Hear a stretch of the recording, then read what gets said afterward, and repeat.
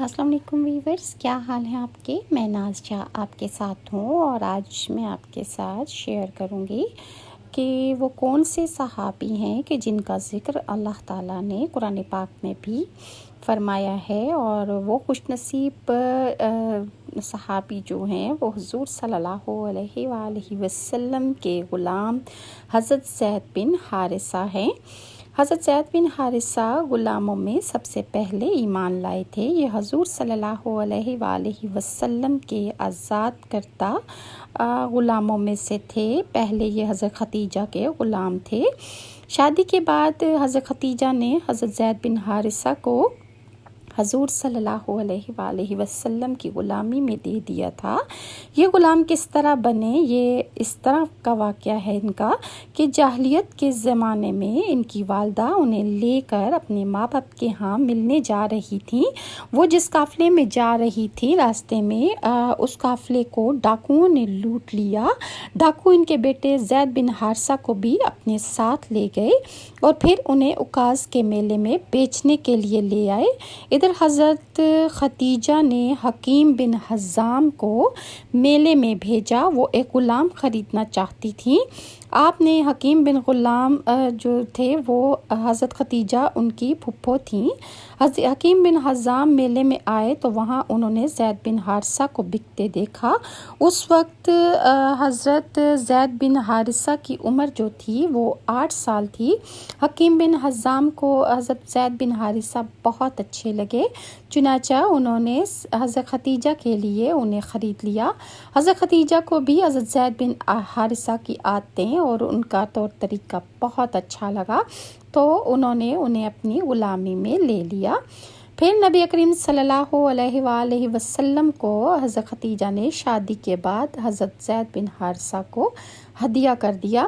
اس طرح حضرت زید بن حارثہ حضور صلی اللہ علیہ وآلہ وسلم کے غلام بننے کی خوش نصیبی ان کے حصے میں آئی۔ پھر جب حضور صلی اللہ علیہ وآلہ وسلم نے اسلام کی دعوت دی تو فوراً حضرت زید بن حارثہ حضور صلی اللہ علیہ وآلہ وسلم پر ایمان لے آئے، اور بعد میں حضور صلی اللہ علیہ وآلہ وسلم نے انہیں آزاد بھی کر دیا تھا، مگر یہ عمر یعنی حضرت زید بن حارثہ جو تھے وہ تمام عمر حضور صلی اللہ علیہ وآلہ وسلم کی خدمت میں رہے، اور حضور پاک سے جدا ہونا انہوں نے کبھی بھی منظور نہ کیا۔ حضرت زید بن حارثہ کے والد ایک مدت تک انہیں ادھر ادھر تلاش کرتے رہے، ہر جگہ ان کی تلاش میں ہر جگہ چھان ماری، مگر وہ کہیں ان کا پتہ نہ چلا۔ پھر کسی نے ان کے والد کو بتایا کہ زید بن حارثہ مکہ میں دیکھے گئے ہیں۔ ان کے والد اور چچا انہیں لینے کے لیے فوراً مکہ معظمہ کی طرف چل پڑے۔ مکہ پہنچ کر یہ آپ صلی اللہ علیہ وآلہ وسلم کی خدمت میں وہ لوگ حاضر ہوئے اور حضور صلی اللہ علیہ وسلم کو بتایا کہ زید ان کے بیٹے ہیں۔ ساری بات سن کر حضور صلی اللہ علیہ وآلہ وسلم نے ارشاد فرمایا، تم زید سے پوچھ لو کہ اگر وہ تمہارے ساتھ جانا چاہتے ہیں تو مجھے کوئی اعتراض نہیں ہے، اور اگر وہ میرے پاس رہنا چاہتے ہیں تو پھر بھی ان کی مرضی ہے۔ اور اس پر حضرت زید بن حارثہ کے والد نے کہا کہ زید، آپ کس کے ساتھ جانا پسند کرو گے؟ ہمارے ساتھ چلو، میں تمہارا باپ ہوں۔ اس پر زید بن حارثہ نے کہا کہ میں نبی کریم صلی اللہ علیہ وآلہ وسلم کے ساتھ ہی رہنا پسند کروں گا۔ اس پر ان کے والد نے کہا کہ تیرا برا ہو زید، تو آزادی کے مقابلے میں غلامی کو پسند کر رہا ہے۔ جواب میں حضرت زید بن حارثہ نے کہا کہ ان کے مقابلے میں ہرگز کسی اور کو چن ہی نہیں سکتا۔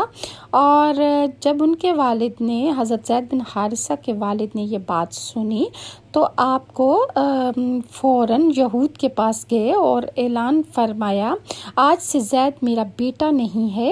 ان کے والد اور چچا مایوس ہو گئے، تاہم نبی کریم صلی اللہ علیہ وآلہ وسلم نے حضرت زید بن حارثہ کو اجازت دے دی کہ وہ جب چاہیں حضرت زید بن والد کو اجازت دے دی کہ وہ جب بھی ان کا جی چاہے وہ حضرت زید بن حارثہ سے ملنے آ سکتے ہیں۔ چنانچہ ان کے والد اور ان کے رشتہ دار ان سے ملنے آتے رہے۔ تو یہ تھے حضرت زید بن حارثہ جو غلاموں میں سب سے پہلے حضور صلی اللہ علیہ وآلہ وسلم پر ایمان لائے، اور یہ وہ واحد صحابی ہیں کہ جن کا ذکر جو ہے قرآن مجید میں اللہ تعالیٰ نے بھی کیا ہے، اور یہ ان کے لیے بڑی شرف کی بات ہے کہ اللہ نے ان صحابی کا نام قرآن میں ذکر فرمایا۔ مردوں میں سب سے پہلے حضرت ابوبکر صدیق ایمان لائے تھے، اور حضور صلی اللہ علیہ وسلم اکثر حضرت ابوبکر کے گھر آتے اور ان سے باتیں کیا کرتے تھے۔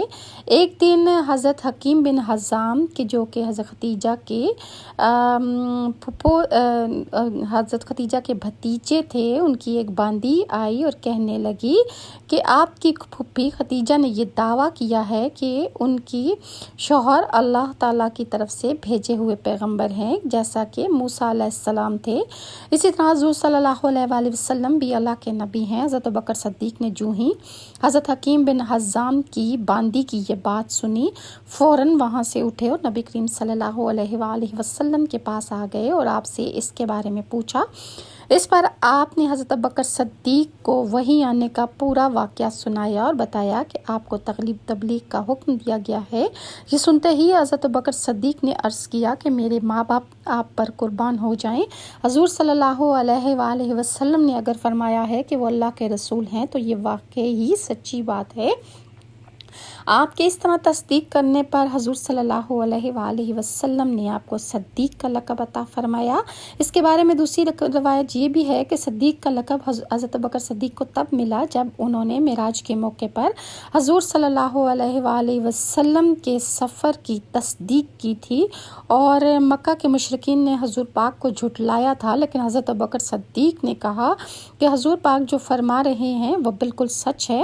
تو اس موقع پر حضور پاک نے حضرت ابوبکر صدیق کو صدیق کا لقب عطا کیا تھا۔ یہ پہلے انسان ہیں، پہلے صحابی ہیں کہ جنہیں لقب عطا کیا گیا۔ ویورز، نیکسٹ انشاءاللہ میں آپ کے ساتھ جو ویڈیو شیئر کروں گی وہ حضرت عثمان بن عفان کے بارے میں ہوگی۔ میں آپ کے ساتھ شیئر کرتی جاؤں گی کہ کن کن صحابہ نے کیسے اسلام قبول کیا، انہیں کیا کیا مشکلات پیش آئیں، اور وہ کون سے صحابی ہیں کہ جن کے بارے میں نبی کریم صلی اللہ علیہ وآلہ وسلم نے ارشاد فرمایا کہ وہ میرے ساتھ جنت میں میرے ساتھی ہوں گے۔ ویورز، اگر آپ کو میری یہ ویڈیوز اچھی لگتی ہیں تو کائنڈلی لائک اور سبسکرائب ضرور کیجیے، اور نیکسٹ ویڈیو تک کے لیے ناز کو اجازت دیں۔ اللہ حافظ۔